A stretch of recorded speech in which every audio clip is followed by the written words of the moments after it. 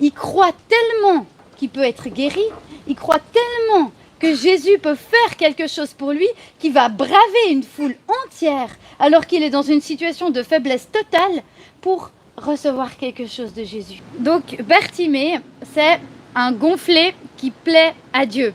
Pourquoi je dis ça? Bartimée, il est marginalisé, il est en dehors. On va voir qu'il est en dehors de la foule, il est en dehors de la ville. Il ne sait même pas ce qui s'est passé. Il va entendre les bruits de la foule. Il va entendre des bruits comme ça, il va devoir demander, il va apprendre involontairement. Personne ne va venir lui dire « Hé, il se passe ça !» Non, il va apprendre comme ça involontairement ce qui se passe. Il n'a pas l'autonomie non plus. Donc il est marginalisé, il n'a pas l'autonomie. Pourquoi? Parce que cette personne est atteinte de cécité, donc il ne voit pas. Et il est dans une culture où on le paye cher, en fait.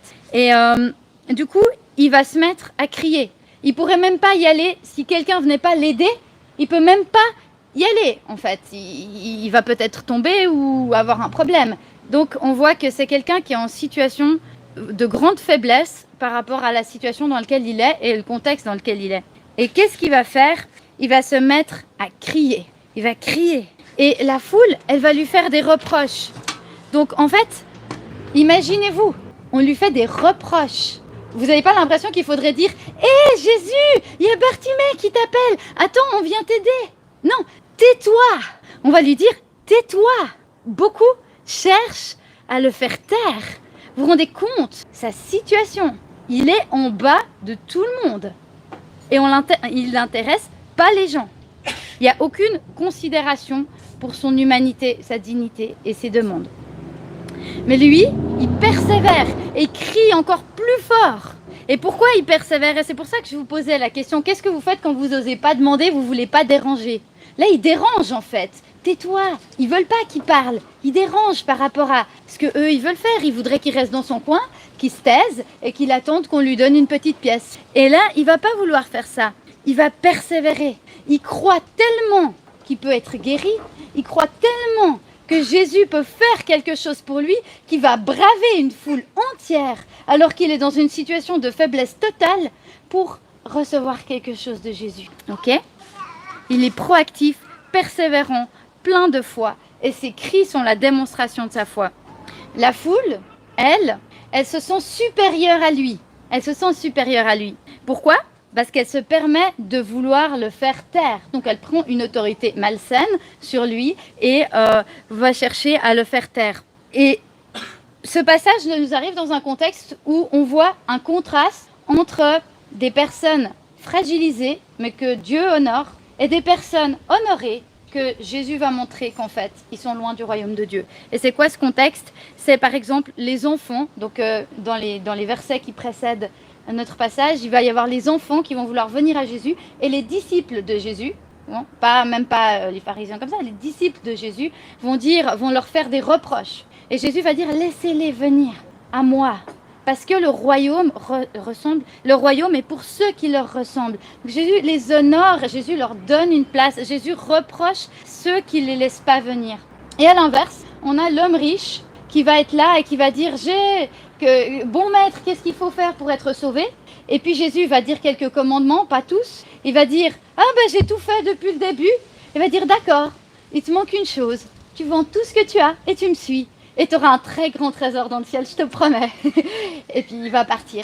Et là Jésus, il va dire, c'est triste, parce qu'en fait, c'est tellement dur aux riches de venir dans le royaume de Dieu, parce qu'ils sont tellement attachés à leur richesse. Et après, il nous fait aussi comprendre que c'est que par l'œuvre de Dieu qu'on peut être sauvé. Donc en soi, les pauvres aussi, on a tous ce côté, on a besoin de la grâce de Dieu, mais il va vraiment montrer que cette personne que tout le monde admire et que tout le monde honore, en fait, il est loin du royaume. Et que ces personnes qu'on a tendance à mettre en bas ou à mépriser, en fait, parfois, elles sont plus proches du royaume. Et puis du coup, dans ce contexte-là, Jésus va dire, beaucoup de premiers seront les derniers. Et beaucoup de derniers seront les premiers. Et là, on a tous les exemples. En une partie, il y en aura des tonnes au ciel, mais voilà, ce sont des exemples de ce que Jésus a dit. Maintenant, on va voir aussi que Bartimée était un aveugle qui voyait clair. Comment ça? Pourquoi je dis ça? il entendit que le Nazaréen était là. Et il se mit à crier, fils de David. Donc, alors que la foule ne voyait en Jésus qu'un Nazaréen, donc une personne qui vient d'un trou perdu en Israël, lui, il comprend que cet homme est déjà le Messie tant attendu depuis des siècles et des siècles, que c'est le Messie promis d'Israël, le Sauveur. Et il va crier fils de David, alors que Jésus n'a pas encore affiché publiquement sa messianité. Il va le faire par la suite. Donc lui, il voit plus clair que les autres. Il voit plus clair. Les autres voient un Nazaréen et les autres se permettent de se croire meilleurs que lui en le faisant taire. Donc ils sont aveugles spirituellement. Ils ne voient pas, mais lui, il voit clairement. Et Jésus va honorer sa foi. Maintenant, qu'est-ce que c'est un fils de David? Parce qu'on entend fils de David. Alors ça veut dire quoi? Fils de David. Donc fils de David, c'est le titre messianique. Donc ça veut dire que c'était le Messie que Israël attendait. Donc on va juste voir un verset sur quoi se fonde en partie, mais enfin le verset fondateur de l'espérance messianique juive et du coup aussi chrétienne. Dans 2 Samuel 7, versets 12 à 13, donc je vais la lire. Quand tes jours, donc c'est Dieu qui parle au roi David et qui lui dit: quand tes jours seront accomplis et que tu te seras couché avec tes pères, il suscitera après toi ta descendance, celui qui sera sorti de toi, et j'affermirai son règne. C'est lui qui bâtira une maison pour mon nom, et j'affermirai pour toujours son trône royal. Donc depuis cette promesse, le peuple d'Israël va se mettre à attendre en fait un descendant du roi David qui un jour amènera un règne de paix et qui va avoir un royaume éternel.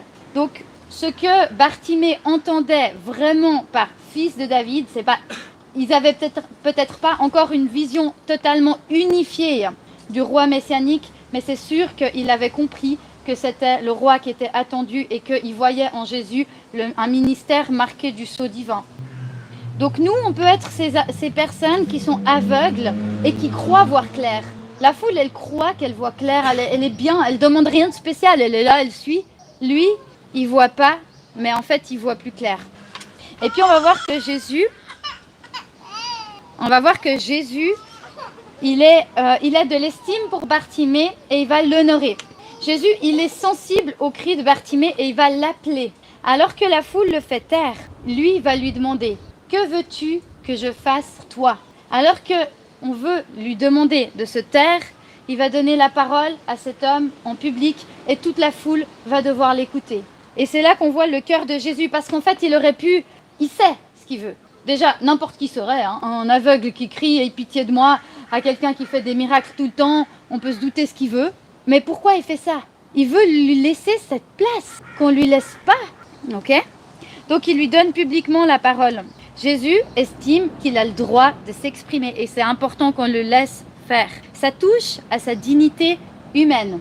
Et Jésus, pour terminer, transforme la vie de Bartimée. Pourquoi? On va voir que Jésus l'appelle et suite à ça, Bartimée, il jette son vêtement. Donc déjà, il faut comprendre que pour nous, un vêtement, ça coûte... bon, ça dépend combien vous mettez pour vos vêtements, mais enfin, c'est un prix qu'on arrive à payer, en principe. Ou alors, on ne s'achète pas, mais enfin, à H&M, on peut acheter pour 20 balles des t-shirts, quoi. Donc, mais là, à l'époque, un vêtement, on n'en avait pas forcément 3, hein. Peut-être si on en avait 2, c'était déjà bien, en fait. C'était cher, un vêtement, ça coûtait cher, c'était un bien. Lui, qui est déjà mendiant, il jette son vêtement. Et puis là, on voit aussi l'entièreté de son cœur, en fait. Alors que Jésus l'appelle, il n'y a rien qui le retient. Rien. Le peu qu'il a, par rapport aux riches, hein, si on reprend le contraste de l'autre qui ne voulait pas donner alors qu'il avait des tonnes et des tonnes, et lui, il n'a rien. Mais le seul truc qu'il a qui lui sert probablement à récupérer son aumône, il le jette par terre. Et puis Jésus va le guérir en raison de sa foi. Il va dire que c'est à cause de sa foi qu'il est guéri. Donc il valide ainsi la justesse de ses propos. Donc il est en train de dire, bah oui, c'est vrai, tu as la foi, donc tu as compris que je suis le Messie, je suis le roi d'Israël. Et puis il va aussi valider sa démarche de demande et d'appel au secours. Il va honorer sa foi. Et comme je l'ai déjà un petit peu dit, il va lui redonner aussi une place dans la société, non seulement en lui donnant la parole, mais en récupérant sa vue, parce qu'il va le guérir, hein, on l'a vu, en récupérant la vue, il récupère son autonomie et il récupère, en fait, il devient une personne un peu comme les autres dans la foule, d'une certaine manière, qui pourra travailler, qui pourra subvenir à ses besoins, etc. Et d'ailleurs, on voit le dernier verset de notre passage qui va dire qu'il se joint à la foule pour suivre Jésus. Donc Bartimée va devenir un disciple, en tout cas quelqu'un qui va suivre, qui va s'ajouter aux autres et qui va suivre Jésus. Il est réintégré dans le groupe. Et ça, c'est important, je trouve, de voir aussi chez Jésus. Bien sûr que Jésus, il est venu pour pardonner nos péchés et nous réconcilier avec Dieu. Ça, c'est le truc le plus important de l'Évangile. Mais Jésus, son cœur est tellement entier pour nous. Son cœur est tellement entier pour chaque personne. Son cœur est tellement magnifique. Quand je lis la parole, quand je lis la Bible, que je crois être la parole de Dieu, parfois je suis tellement émue de voir la beauté de la personne du Christ. Et je défie quiconque de me trouver quelqu'un de plus élevé que lui, même imaginaire. Et je trouve, on voit là aussi sa divinité. Donc, comme application, si je me reconnais plus comme quelqu'un comme Bartimée, quelqu'un qu'on ne me laisse pas parler, on ne me laisse pas la place, on me met de côté, ça peut, eh bien, sache que Jésus, lui, il ne te voit pas comme ça. Il te voit comme quelqu'un qui a le droit à la parole. Il te voit comme quelqu'un qui est important pour lui. Et il veut agir aussi dans ta vie. Et tes demandes et tes prières, elles sont importantes pour lui. Et puis aussi, tu peux aussi même insister un petit peu si auprès des hommes, tu as aussi le droit de... bien sûr dans la prière, mais aussi tu peux aussi oser t'affirmer. Tu as autant de valeur que tout le monde. Quelle que soit ma situation, mon statut social, mon problème, les oppositions que je rencontre, je peux crier à Jésus pour être entendu de lui. Puis si au contraire, je me sens moi-même comme une personne de la foule, donc quelqu'un de bien portant et de clairvoyant, quelqu'un qui n'a besoin de rien, eh bien aussi je t'invite à réfléchir. Est-ce que tu n'es pas dans une pauvreté spirituelle qui t'amène à ne pas voir clairement ton besoin de Jésus? Apocalypse 1, verset 17 à 18 dit « Parce que tu dis, je suis riche, je suis devenu riche, je n'ai besoin de rien », sans savoir que toi-même tu es misérable, pitoyable, pauvre, aveugle et nu.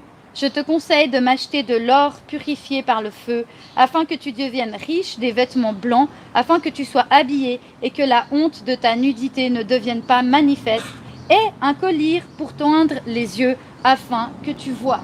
Donc, en fait, on devrait tous avoir cette prière dans le cœur. Jésus, fils de David, aie pitié de moi. Sans quoi, peut-être il faut faire une prière pour réaliser qu'en fait, on a peut-être un peu trop la confiance, je sais pas comment dire ça. Voilà. Donc, on peut mesurer notre valeur à notre statut social, à nos réussites, à nos finances. Mais il ne faut pas se fourvoyer et mettre un orgueil déplacé là-dedans parce que devant Jésus, ça ne tient pas, en fait. Donc, ce texte, il nous invite à plusieurs choses. Il nous invite à croire en Jésus, le Messie. Il nous invite à croire que la solution à mon problème, quel qu'il soit, il est en Jésus. Il nous invite à ne mépriser personne. Il nous invite à ne pas nous méprendre au sujet de notre situation. Il nous invite à oser nous affirmer, à considérer la dignité humaine de chacun, à rendre la dignité à celui qui est méprisé, à louer Dieu pour la grandeur de son amour pour chacun. J'aimerais conclure. Celui qui paraissait aveugle voyait bien plus clair que toute la foule réunie. En tout cas, une grande partie de cette foule. Que celui que la société méprisait, Dieu l'a honoré et lui a donné une place. Comment ça peut toucher mon regard sur les personnes que je ne veux dire ce n'est que. Dès que ça commence par ce n'est que, c'est du mépris. Que nous avons à croire, que nous pouvons croire être dans une bonne situation, mais en réalité, nous sommes aveugles spirituellement. Nous pouvons croire qu'en fait, ça va bien pour nous et on se trompe complètement. Que Jésus aime et considère chacun, que Jésus est la solution à ton besoin, que Jésus te donne un espace pour t'exprimer et une dignité, et que Jésus considère l'ensemble de ce qui fait notre existence. Donc, ne soyons pas arrogants ou méprisants, osons nous exprimer, et si on cherche trop souvent à nous faire taire, osons le faire. Osons manifester notre foi en Jésus, résister à la pression sociale lorsque c'est juste de le faire, et puis cherchons à la suite du Christ à rendre l'honneur à chacun.